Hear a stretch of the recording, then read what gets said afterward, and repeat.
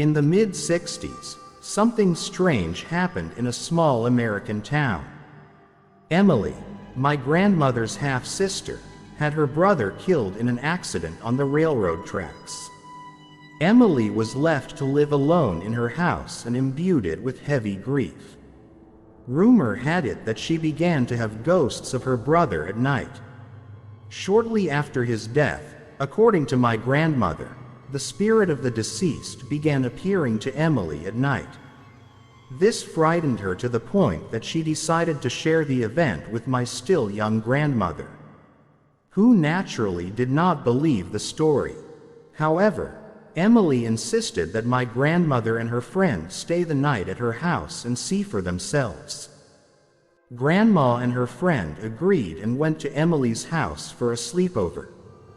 They decided to sleep on the couch, as many houses did not have extra beds at that time. Everything was quiet until midnight, and then there was a strange draft in the house, although the windows were closed. The postcards hanging on the walls began to move on their own. Emily, her grandmother, and her friend decided to say a prayer.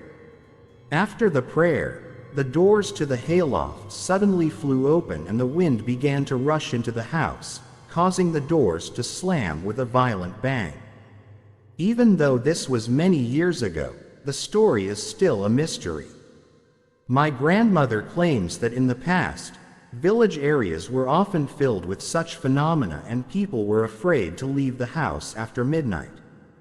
But with the development of technology and the advent of televisions, telephones and other electronics, such occurrences have become increasingly rare.